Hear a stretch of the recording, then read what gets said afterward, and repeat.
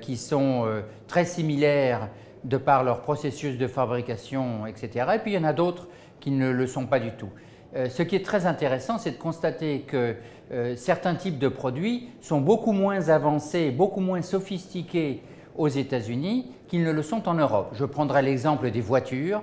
Les voitures américaines, de manière générale, sont des voitures extrêmement simples et l'industrie automobile n'a réagi à leur modèle, qui étaient des très grandes voitures, 8 cylindres ou 12 cylindres, etc., qu'à partir du moment où il y a eu une grosse concurrence asiatique et européenne. Par contre, il y a d'autres industries où ils sont très à la pointe. On peut considérer que l'e-commerce est très développé. On peut considérer que l'industrie des services est extraordinairement développée et très en avance par rapport à l'expérience qu'on peut avoir en France. Vous le voyez en tant que consommateur tous les jours. Et puis il y a d'autres industries, notamment tout ce qui est software, tout ce qui est digital, tout ce qui est Google, Facebook, Microsoft, etc., qui sont extrêmement différents.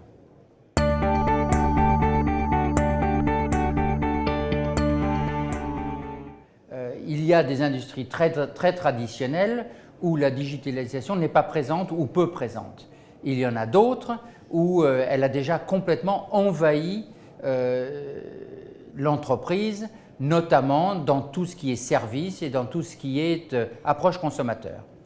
À l'intérieur de l'entreprise, les dirigeants sont face à un dilemme. Et ce dilemme, c'est le manque de connaissances sur l'opportunité et le potentiel réel de la digitalisation, notamment sur comment est-ce qu'on va avoir un retour sur investissement dans tout ce qui est l'interface avec le consommateur.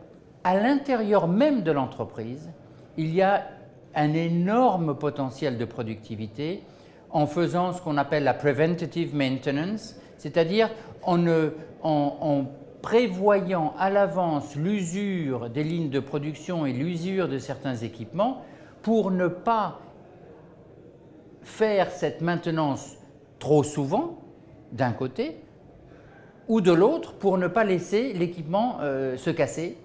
Et en conséquence, on peut parfaitement aujourd'hui modéliser ces équipements pour savoir exactement quand est-ce qu'il faut faire ça. On est à l'âge de pierre de la digitalisation, que ce soit dans l'interface consommateur ou que ce soit à l'intérieur de l'usine comme outil de production.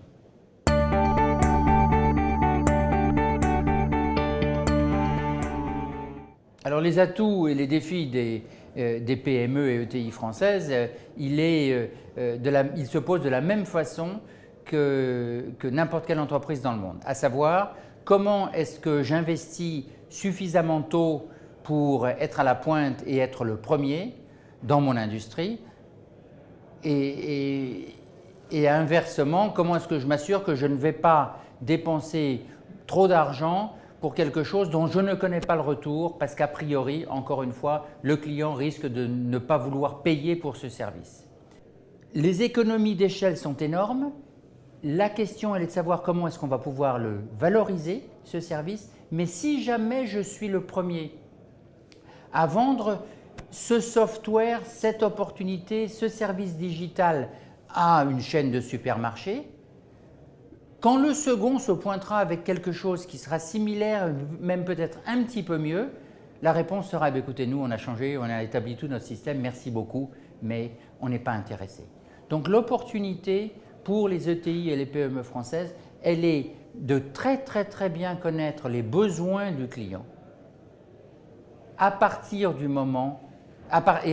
ce moment-là, elles seront capables de savoir comment investir, où investir et comment valoriser leurs produits. Ça, c'est le grand défi du futur. Ceux qui comprennent parfaitement bien ce qui est valorisé par le client par rapport à ce qui ne l'est pas, gagneront la bataille et les autres dépenseront simplement de l'argent dans le digital et ne valoriseront pas leur investissement.